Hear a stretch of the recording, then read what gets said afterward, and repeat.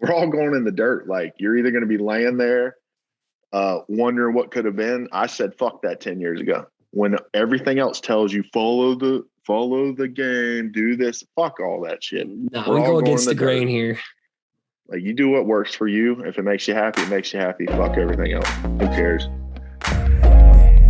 The Perspective Podcast is fuel for your mind and creative grind. Each week, my guests and I provide the skills for thinking bigger, overcoming adversity, and making an impact with your work.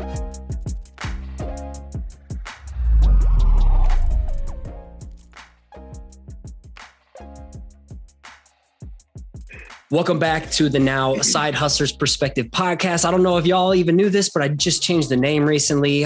Today, I am joined again by Josh of Grizzly Wheeler, Matt Dawson of Stay Gray Pony Boy, and Jason Craig. How is everyone doing before we dive back in? Fantastic. How you doing? Great, man. I've been looking forward to this for a couple weeks now. Grizzly, how you doing? I'm good. Matty D, how you doing? I'm good, man. I'm stoked to chop it up with you guys again. Last time was a lot of fun, so been looking forward to today. Well, and I was sharing with you in the pre-recording, last time we got together was episode 210. I have all the other links to all the other episodes that you've all been on here, your podcast family. And episode 210 has been one of the most highly listened to and shared episodes of 2021 so far. So let's make lightning strike twice and do a heavy listener-based Q&A show today. But first, I want to make sure, in case someone is new here, we just do a quick, brief Wikipedia page summary about yourselves. Again, in the show notes, I have links to all your episodes. So let's just go around in order via who I see in my blocks first. So we'll do Jason, Grizzly, Matt, and we'll dive in. So my name is Jason Craig. I'm an illustrator, graphic designer, muralist, speaker, know-it-all, loudmouth, whatever, from Augusta, Georgia. I've been designing for 23 years, and I've been working for myself for the last 2. Josh, Grizzly Wheeler, over in Charleston, South Carolina, printmaker. Been in this game for about 10 years. Yeah, that's about it.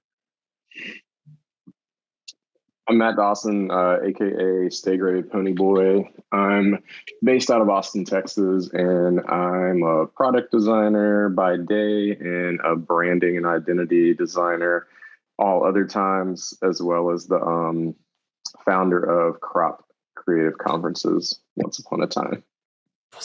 2022, right? We shall be back. I need it. I need it desperately. Yep. I'm missing it. Okay, well, let's dive into these questions. We blasted out on our stories, just kind of like crowdsourcing. What are people struggling with? What do they want to see us touch on topic wise? So we're just going to blast through a bunch of these today. And it seems like, again, for the pre-recording, it seems like the pandemic has really screwed a lot of people up. And now with this whole Delta, we're not going to go political. We're not sharing our opinions on these things. Like, too many people get triggered on this, and that's not what this is about today. This is about us hopefully inspiring you to take some action and making moves with your creativity. So first off, Judy is okay. We love Judy here. She wants us to know, how has COVID, the pandemic, affected your day-to-day grind? Is it better or worse? You know, we can kind of talk about pandemic for the first segment here, because I know a lot of people are struggling with trying to bounce back and just make moves with the world going to shit, it feels like, from the news. And then we'll bounce around to the other topics. But let's go. Let's start with Matt, go Grizz, then Jason, opposite that order. Yeah, I mean, it's kind of wild to believe that we're, what are we, like 18 months into this now? You know, I feel like pandemic wise, it didn't really affect me as much as it might have other folks, because like I've been used to working from home and working for myself. It was kind of weird because I had just started a new job right whenever the pandemic hit. So I got like 2 weeks of like interacting with real life, actual human beings, and like being in like a different setting outside of my home office. And then it was like, boom, right back to working from home. So luckily for me, I mean, I'd been doing that for like 5 years prior. So, you know, the grind of working from home and, you know, getting up and handling shit is just kind of, it was old hat for me. So like, I felt like I was pretty primed for it. Yeah, it's, it hasn't really messed with my workflow as much as it's messed with other aspects of my life. But if anything, it's fucked the whole conference scene for you.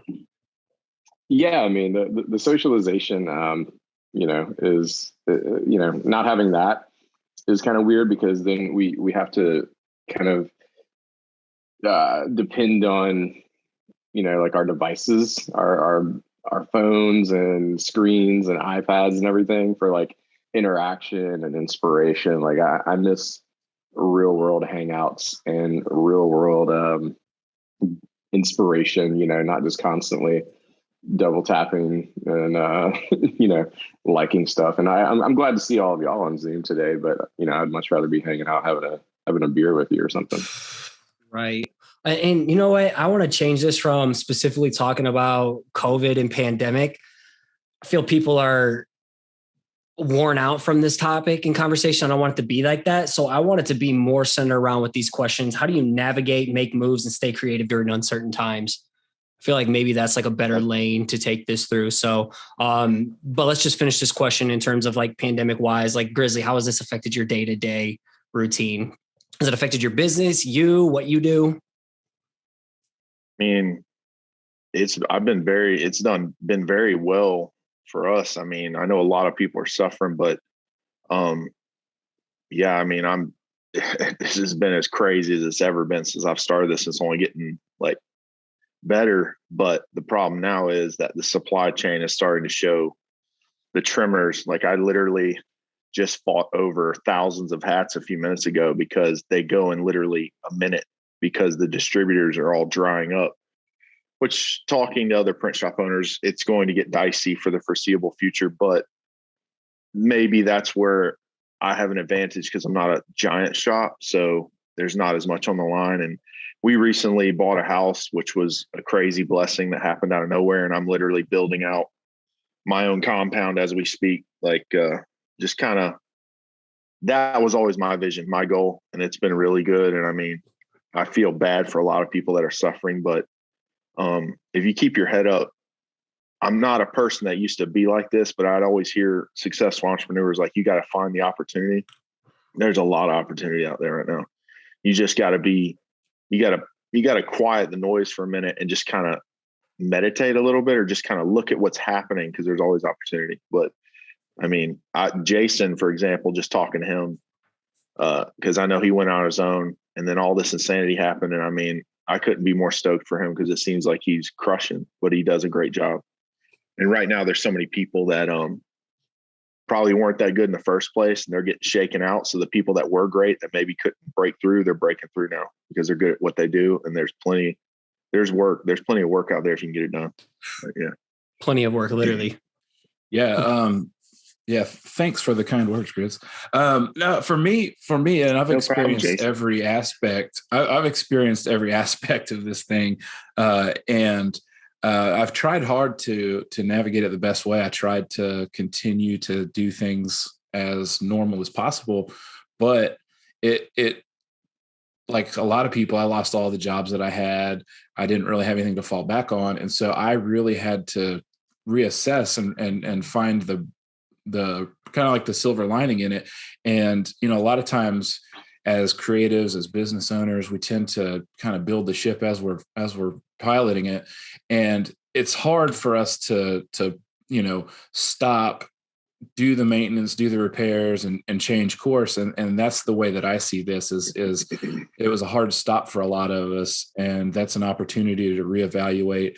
I managed personally to shed off a lot of old habits and kind of reimagine the way that I do business and the way that I design. And after 20 some years of doing things one way, I finally started a new way of doing it, and it's been very great for me. And so I don't think that would have happened without this. I don't think that I would have been able to just say, okay, I'm going to take a month or two off so that I can reevaluate how I work. But it's just kind of like calling time out, in a basketball game or a football game, and you just kind of get over there and figure out a new game plan and then go back out and attack. Can you give an example of that? Like, yeah, what have so you a had great to, example, yeah, I mean, a switch up? specific example is that I wasn't going to be able to see a lot of my clients face to face. And a lot of the clients that I got were smaller. It went from being bigger projects to a lot of smaller projects and a high volume of projects. And so it kind of made the margins a lot smaller. So I wasn't making as much money on the projects. And so I had to do them as efficiently as possible. And so I got into, doing really rudimentary sketches and sending them off to people. I do 3 or 4 sketches a day and send them off and getting approvals from sketches. And then I would spend the next amount of time, making the real thing, as opposed to before where I would do a fully fleshed out design and hold it up and be like, hey, hope you like it. And if they didn't like it, you just were basically starting over. And so the thought of having to do a job twice was really the thing I needed to get rid of. And so doing these sketches really helped a lot. And it was actually a Mirror Union that showed me one of his sketches, and they were really horrible. And I was like, you show those to clients? He's like, yeah, all the time. And so it kind of gave me the confidence to show really basic sketches for concept. And the thing is, people can look at your Instagram, they can look at whatever you've put out there to see the quality of your work. And it's the quality of that work why they called you in the first place. So you don't necessarily have to show them a finished product to see if they like it. You can show them an idea.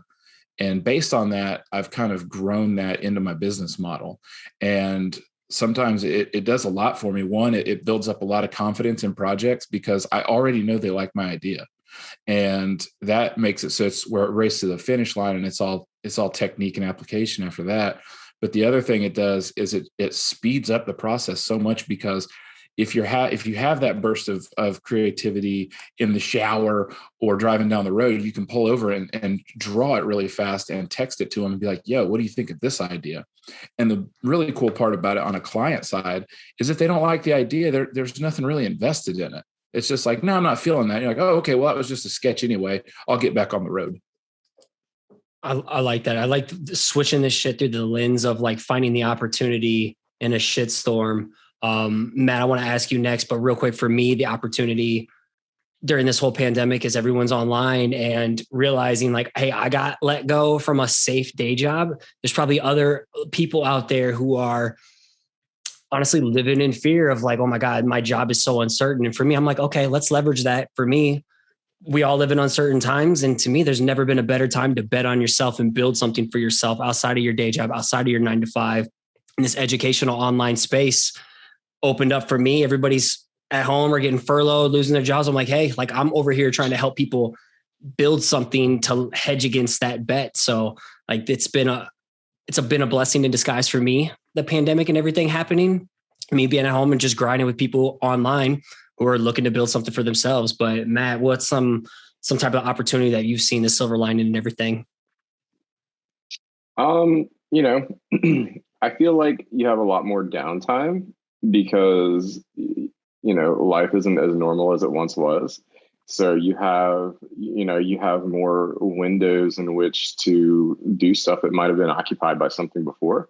So whether or not that's more time for yourself, to do personal things that you like, to take care of yourself health-wise, if it's more time to learn a new skill, I feel like we've had a lot of windows open because of, creature comforts that we're used to from everyday life. And now, we just have a lot more time on our hands. And I feel like there's no right way in which to use that extra time. But for me, I've been trying to level up my illustration game. I built a font Killing recently. it, dude. I think on episode 210, you talked about testing out your illustration work. And now it's like, I can see it really progressing with this vehicle series you've been doing. So mad props to you. Actually, let's keep talking. I'll throw it up.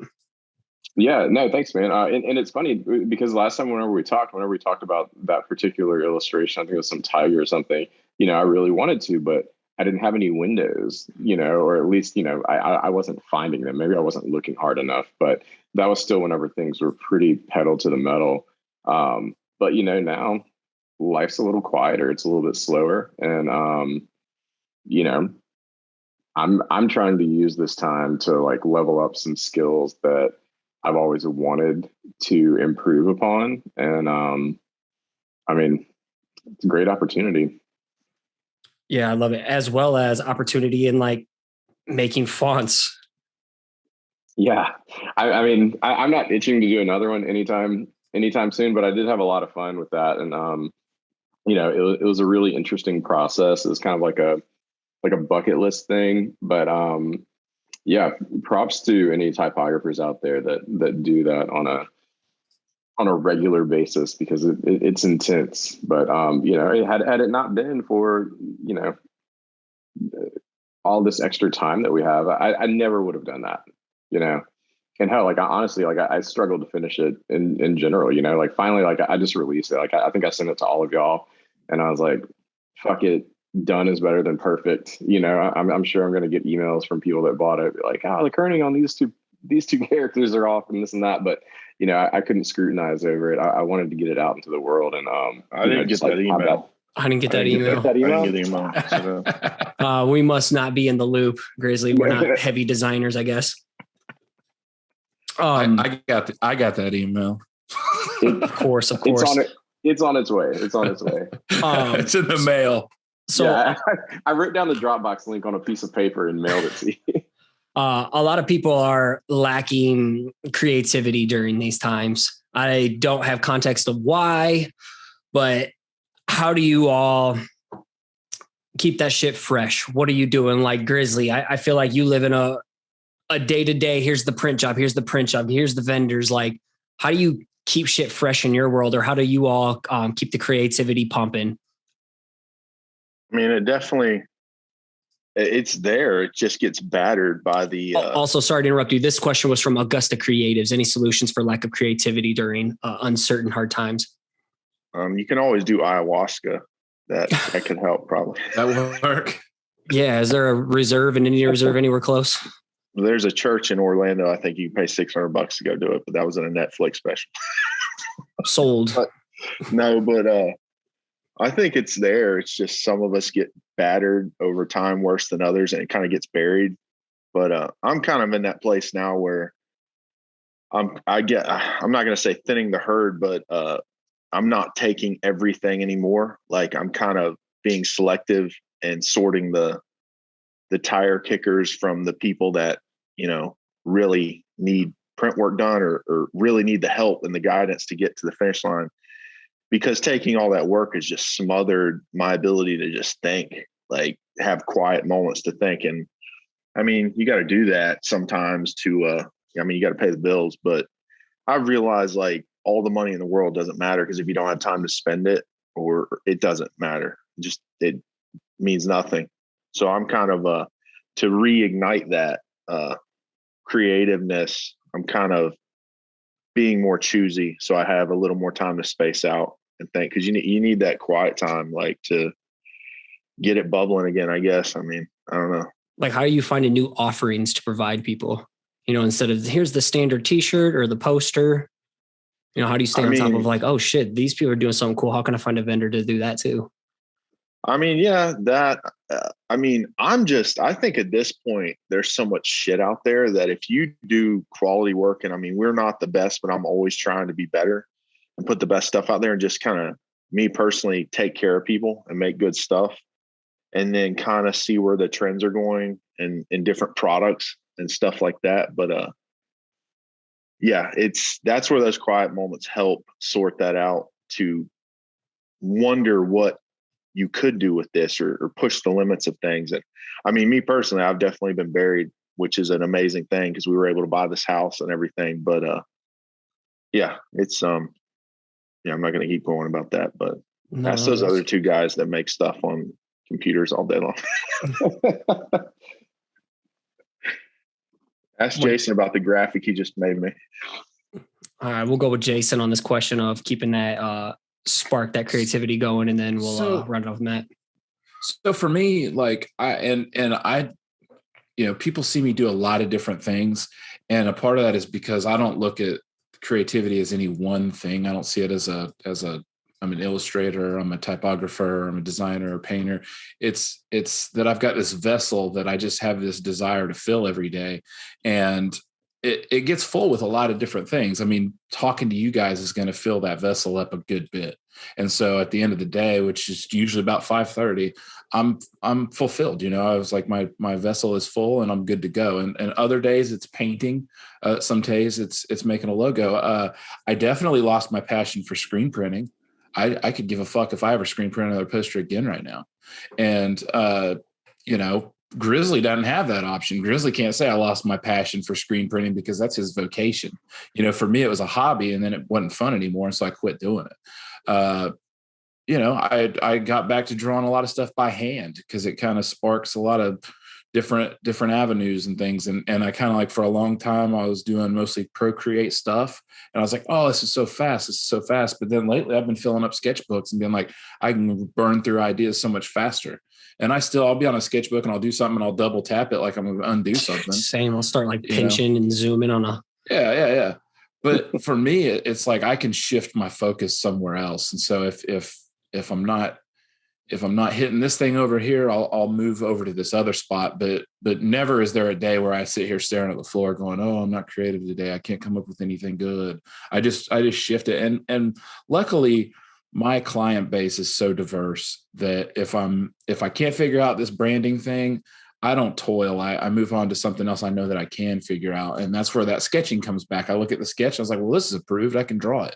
And I know I can draw today. And I don't mind too. Like if I draw something that doesn't work, I'll throw it away and start over because I enjoy that part. I enjoy drawing. And so that's a part that in itself sparks creativity to me. Now, like I said, if you asked me to screen print a poster, I'd be like, nah, I'm gonna have someone else do that because I'm not fooling with that right now. But there might be a time in 6 months from now or a year from now or 10 years from now that I'm like, oh, I want to start another screen print studio and make posters again. So I understand about losing the spark, but you just have to shift it somewhere else. I like that. What about you, Matt? Remaining inspired. I feel like, I don't know, it's kind of a full-time job because like, I feel like we should be getting inspiration from everywhere around us, like, I mean, I think as designers and creatives, sometimes like it's tough to turn off like what we're inspired by. If it's like an old badge on a car or, a package, package design at the grocery store. I feel like that stuff's always going. Like, I think as designers, like one thing that we need to maybe do less of is looking within like our own ecosystem for inspiration. If you're doing a job for a client and your Pinterest board or your mood board is all stuff from other designers, I struggle to find where the inspiration is there, because at a certain point it just becomes a recycling of styles. Like we're all dipping from the same punch bowl. Like that, the punch is just going to taste the same. And I feel like that gets a, I don't know, kind of a dilution going in the design world. Actually tougher to get inspired because, we're looking at everybody else's lane. So, trying to just be inspired by different things that are a little bit outside of like, the norm. I feel like we could all benefit from, as designers, and I think our discipline, like our field in general, could benefit from a little less of, everything looking similar, and let's fucking blow it out a little bit. Try to make a new style. Like I get wanting to try something else, but it's tough to stay inspired that way. I would say, to add on to Matt, if I've learned anything over the last couple of years, is how as I was working 7 days a week, grinding my ass off, I've realized how important break time is. Like break time away from everything, because that's like Matt's right. When you're sitting here looking at all you're ever looking at is a gallery of everyone else, how are you supposed to develop your own style? Because I think naturally as humans, you're going to start to copy. You're going to start to parrot what you're seeing, even though you don't even know you're doing it. So I agree with that. You do copy, but like to add on to what Matt's saying even farther, like I had a Post-it note on my computer for a long time that said, "Stop designing for your friends." And we tend to also not just look at other stuff, but we make something. And then in the back of our mind, we're thinking, okay, when I make this, will Matt and Grizzly and Scott like it?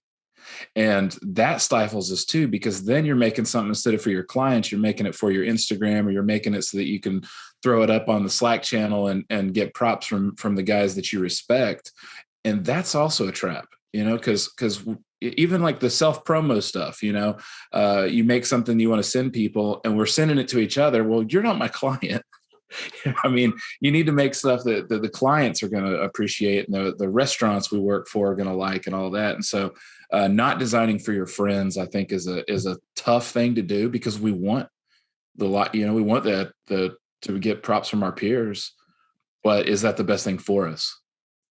Absolutely. I think that's a great point. And, I'm totally, I'm totally guilty of doing that.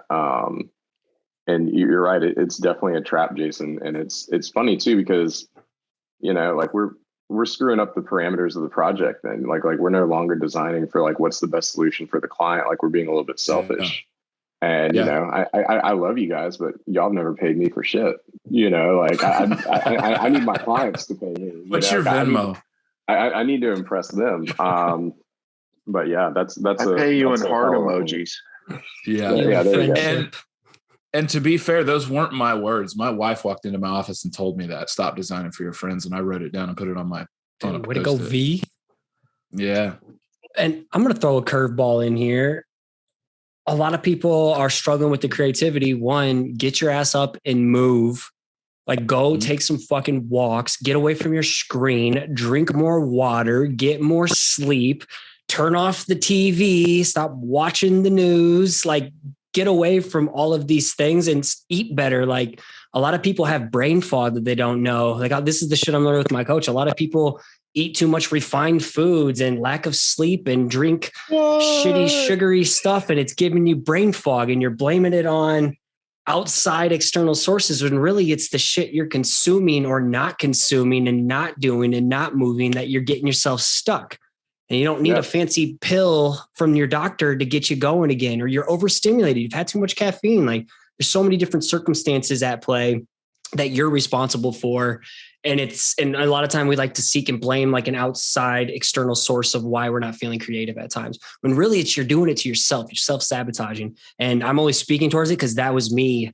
I was fighting burnout. I was feeling like shit for a good majority of the year. And then I get with this dude. He's like, dude, are you doing this, this, and this? And I'm like, yep. And he's like, well, try removing all these things. Try doing this differently. And it's like things cleared up for me massively. And I didn't need a fancy pill.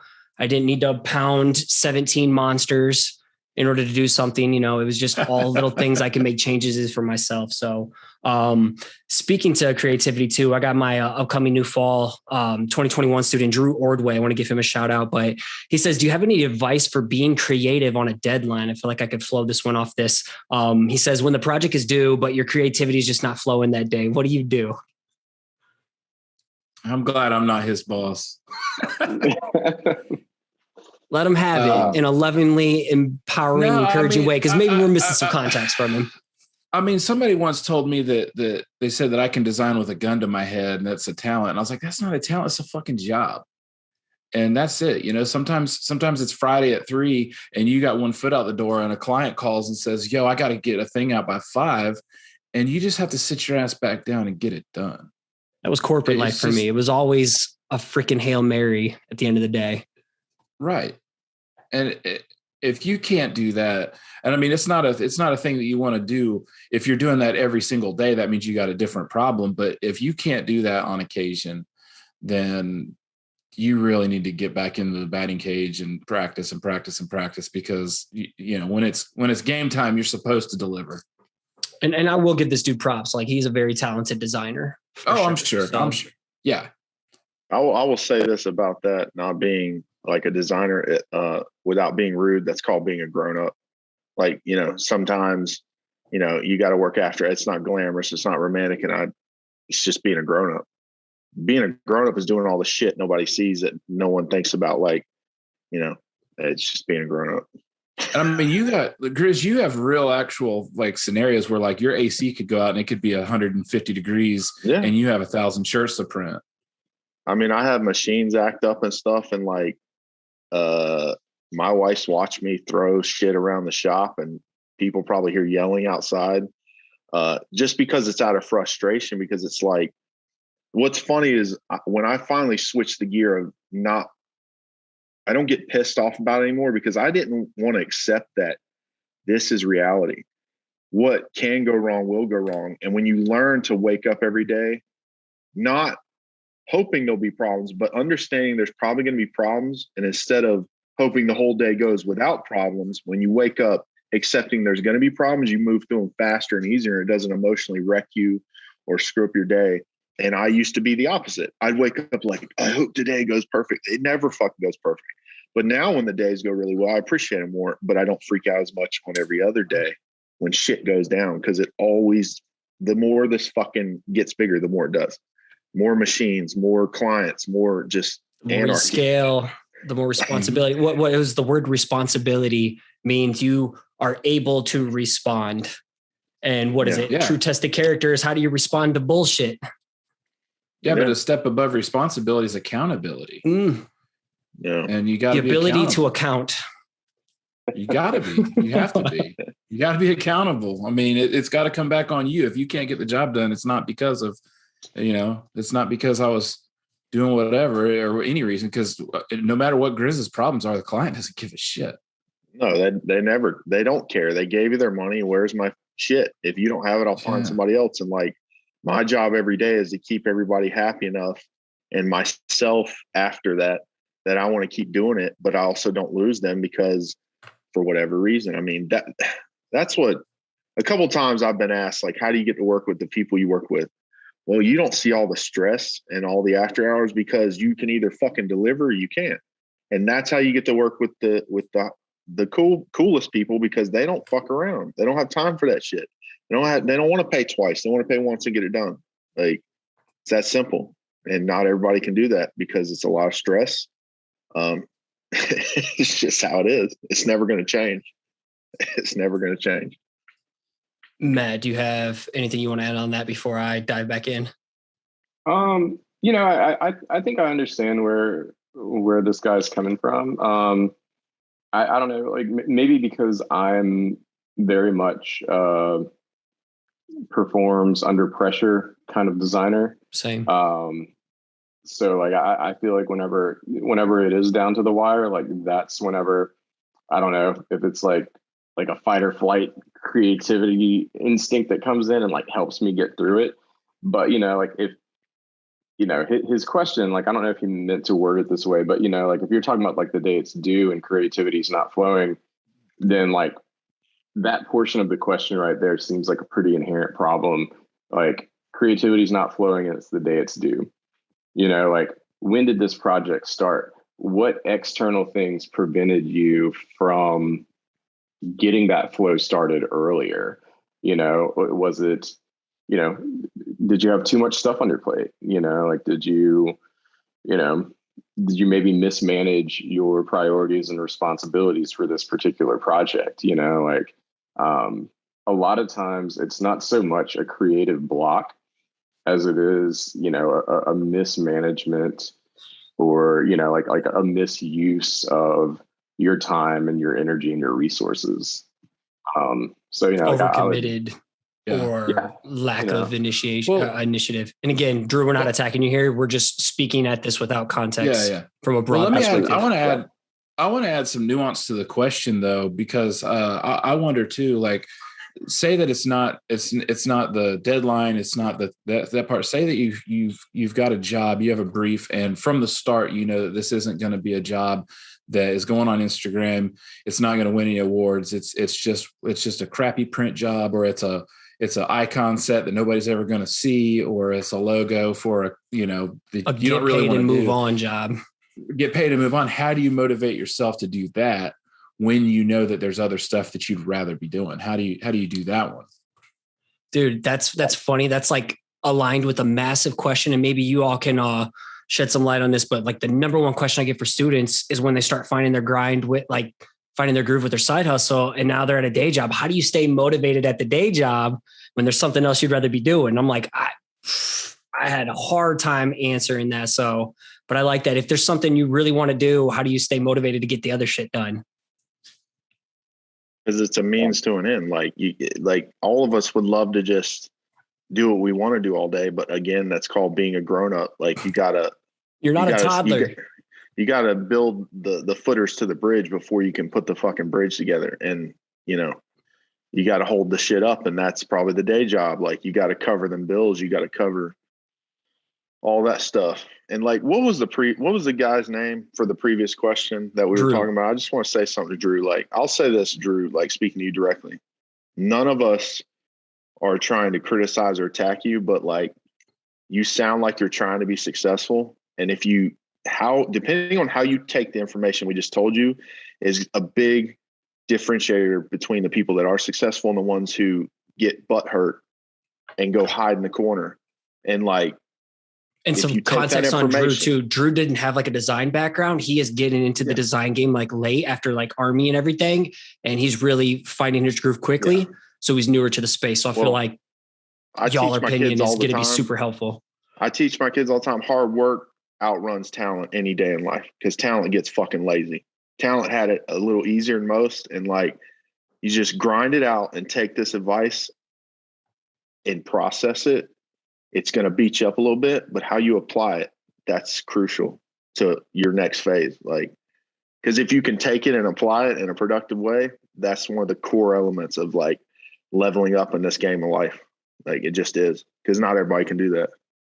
And I think hearing a little bit more context behind Drew's journey, how he's just now kind of like getting into the creative field, you know, I think it's important to note to him that design can sometimes be very procrastinating. Like there's this thing called Parkinson's law or Parkinson's theory. And if someone's listening real quick, I'm going to pull up his feed just so we can give him some props after, give him some tough love, but go on. You know, there's this, there's this theory where like the work expands to fill the time that's allowed for it to get completed. So, you know, if you have a deadline that's next Thursday, you're probably not going to finish it today based on that law or that theory. You might finish it Tuesday or Wednesday. And, you know, I mean, you guys might work a little differently, but like that theory is so true for me. And like, I don't know what it is that makes that a thing, but you know, I've talked to a lot of creatives about it, and you know, it's totally a phenomenon that happens with us. And like, I don't know if it happens in other fields, but in design and art, I feel like it's pretty evergreen. I think at the end of the day, Drew is just getting his reps in, because it's easy for us to just shoot from the hip and talk about this because we've been in the game for so long doing this. But I think at the end of the day, what we're really trying to say and what I try to get across to my students is it's a matter of switching the perspective. Are you a hobbyist or are you a professional? Do you show up when it's inconvenient or you just do things when it feels good? You know, my toddler in this scenario is a hobbyist. He wants to do stuff when it feels good, you know, but I'm like, no, sometimes we just got to show up and do the work. Like I don't get to draw as much these days because I'm out here doing the work that pays the bills and it sucks. Yeah. So I have to intentionally carve out time to play, to keep that alive, you know, the artist side, so it doesn't die. And all these other things are more important, the accounting side, all these other things, until I can fully get all this stuff off my plate where I can work on the business versus in the business every day. These are just necessary things. And that's why I think the majority of people out there aren't cut out to do their thing full time. It's fucking hard. Did you say he's ex-military? He started late? I'm pretty sure. Yeah. Like we started chatting back in like May and he locked in a student spot early, but I'm pretty sure it's like military background. So he can figure this stuff out, but it's more taking on the new realms of becoming a professional designer. Yeah. If you're ever in a dark moment and you can't find an out mentally, just remember my goofy ass over here in South Carolina. Cause I'm ex-military. I didn't get into this till I was 30. I just turned 40 a few weeks ago. And this is the greatest decision I ever make. So it's not how you start, it's how you finish. It don't matter when the fuck you start. Like, it's just that simple. And Drew, I apologize if I'm missing some of this context, but I think I got it right. We're all going in the dirt. Like, you're either going to be laying there wondering what could have been. I said, fuck that 10 years ago. when everything else tells you follow the game, do this, fuck all that shit. No, we go against the grain here. Like, you do what works for you. If it makes you happy, it makes you happy. Fuck everything else. Who cares? There's 8 billion people on the planet. You're right though, Scotty. Like, it is not for everybody. Like, doing your own thing, and I don't think it should be everybody's goal to do their own thing. I mean, I love working on a team. Nothing wrong with having a day job. I love bouncing ideas off other people. It was never my goal to work by myself. I interviewed really well for this job I have, and that's why I'm where I'm at. Yeah, like I almost went like a little bit, what would seem like has become like the new path of success for a designer, which is working for themselves. Like, like you might look at me now and think that like I went backwards because, like I went back to work for a company last year. But honestly, it's the best decision I've ever made creatively, like professionally.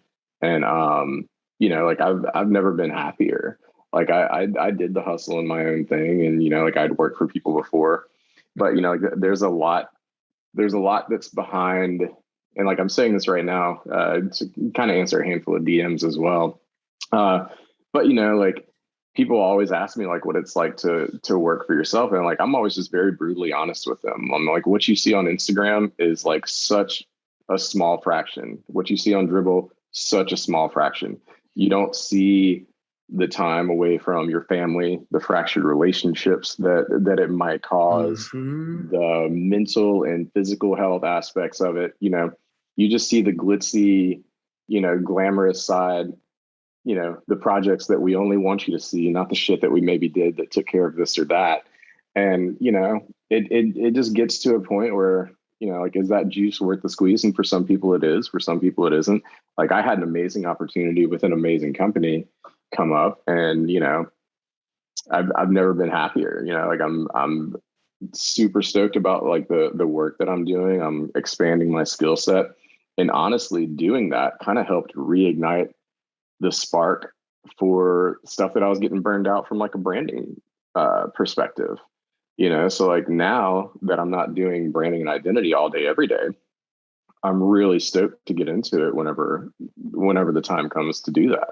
So, for me, it worked great. And I'm, just telling anybody listening out there that, there's not a one size fits all success suit for designers. It's whatever works for you at whatever time, at whatever phase in your life you're at. Yeah.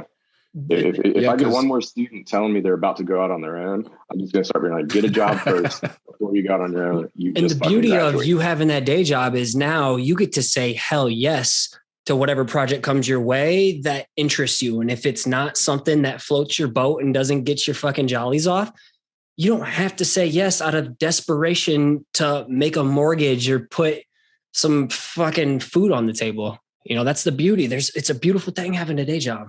Yeah. And see, for me, it did the opposite. Like for me, I was doing both. I was doing all the work outside of the day job, and I had the day job. And for me, losing the day job, I got those 8 hours back. And you know how I appreciate those 8 hours. I got those back every day. And so I do what I do Monday through Friday, 8:30 to 5:30. And then at night I go to baseball games, and I get to do all the stuff that I didn't get to do before because I was leaving a day job that, I was thinking about the stuff I was going to do after work. And then I would come home, I would do all that work. And then on the weekends, I would do that work. And I was working constantly.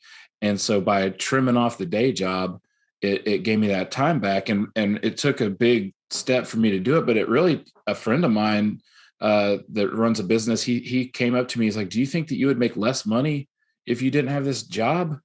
And I was like, I don't know. And the answer is no, I won't. I don't make less money. I make more money now.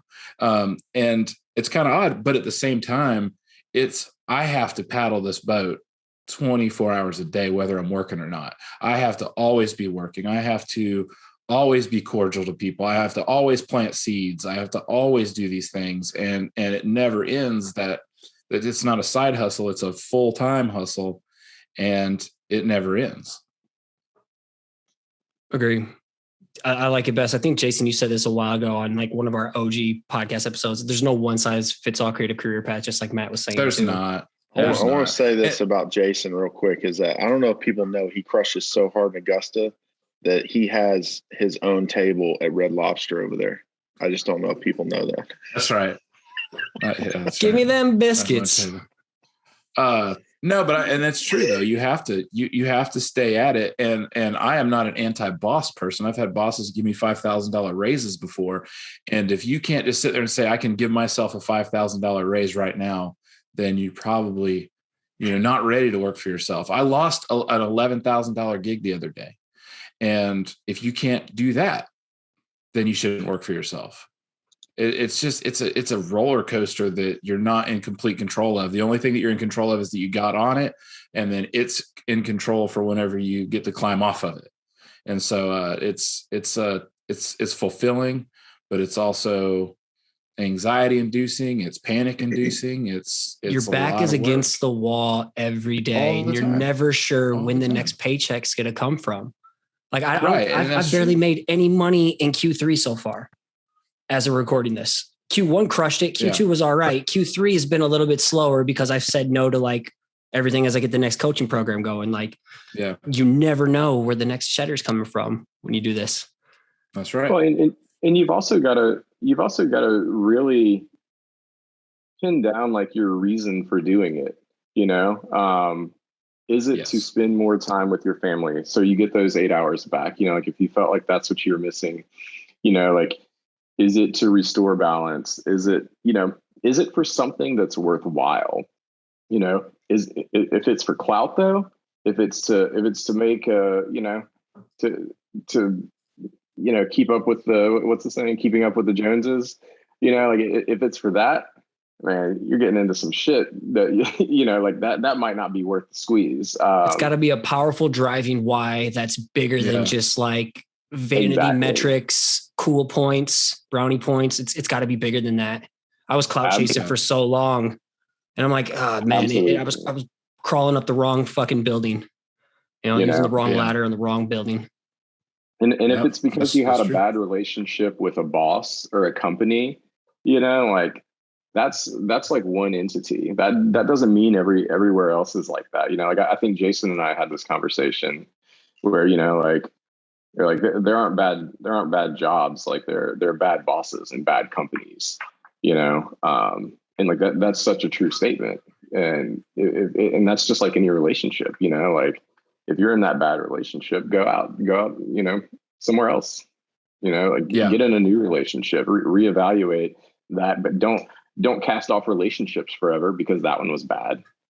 Right. And you're absolutely right. The context of how you do your job, it matters, but it's not everything. That's why it's like, like I always say, people probably quit working for Nike every day. People quit working for Apple every day. And while we might hold those up as some kind of dream job that once we work for these people, all things will be great. There's other people, Pamela Anderson has an ex-husband. Yeah, I mean, it's like that's hilarious. Going full time, or making the full time leap isn't going to solve all the problems at the end of the day. So, it just changes them. I got one more question before we kind of wrap this up. I think this is a fun one. This one comes from Noah H. Noah Hanold. Okay, I wanted to say Noah H. Arnold, but no, Noah Hanold says, if all three of you could collaborate on something, what would you do? What would it be? I got an idea, but I'll go last. And then we'll ask where people can find you. Well, he's asking if all three of us, and Jason asked me earlier, like who's chopped liver. There's 5 of us here. Yeah, I'm wondering which 3 of us he's talking about, but let's change the question to all 5 of us, because I'm like, okay, so the host is not a part of this, I guess. Is it? Yeah. Never mind. Go on. Wait, there's 5 of us. No, there's 4 of us. Sorry, I got like 5 spots showing up on my screen. There's 4 of us, so I guess I'm off. Damn, he was watching Paranormal Activity last night. There's someone else hanging out here. 5 boxes. I forgot the speaker view. I'm like, 5 boxes. Okay. Go on, Matt. Sorry to interrupt you with my fucking idiocracy. Oh no, man! I figured you might have gotten into some of that ayahuasca. That ayahuasca. We've all done stuff together. You know, like I don't know if you've ever done anything like all three of us, but you know, like I've worked with Jason on stuff. I've worked with Grizz on stuff. Scotty, you and I have worked on stuff. I don't really know what all would be like a dream project to do, but like I feel like it could be something really cool because I think we all have unique strengths. And like how about I think a funnel cake franchise? Way. Does that work? There you go. Yeah. No, I think collaborating is, you know, it's fun. I like playing to the strengths of the folks that you're collaborating with. You know, I don't know what we could do together, but I'm sure it'd be fun, and I'm sure I would probably learn a lot from it. Maybe not a funnel cake business, but yeah, I don't really know. What would y'all want to do? Well, like you said, like I've collaborated with all three of you, and me and Matt have passed stuff back and forth for years. I mean, there's tons of we've done branding projects, just odd illustration stuff. We've got actually, you know what? We need to finish that Queens of the Stone Age project. That's what I would do if I could pick one. You know, it's funny that you mentioned that because the other day I looked that album up to see when it came out. And because we missed it. I think we were going to do the 13th year anniversary because 13 or whatever. But maybe it was that. I don't know. But next year, 2022, will be the 20th anniversary of that album. So we should do it for then. So we need to get that done and bring these guys in on it. So here's an idea. I'm going to insert myself into this question, Noah, and say it's four of us, not just a menage a trois. We got all four. But for me, it would be how I really enjoy this podcast series that we're kind of doing. Imagine somehow this got turned into a book and then we created an audiobook or something from it, from what we're doing today. Wow. That'd be kind of dope to me if this continued what we're doing and it kept gaining traction. Like imagine us creating a book or something out of it that's hella dopely designed that we could print merch. Wow. And we can turn this to like an audiobook. Look at this guy coming through with a good idea. Yeah, let's save the best for last year, but that's what my mind. Stickers. Yeah, funnel cakes. Grizz, I got some bad news for you, buddy. We're gonna screen print the book. Oh boy! But like, yeah, it had like the launch party, a launch kit with it.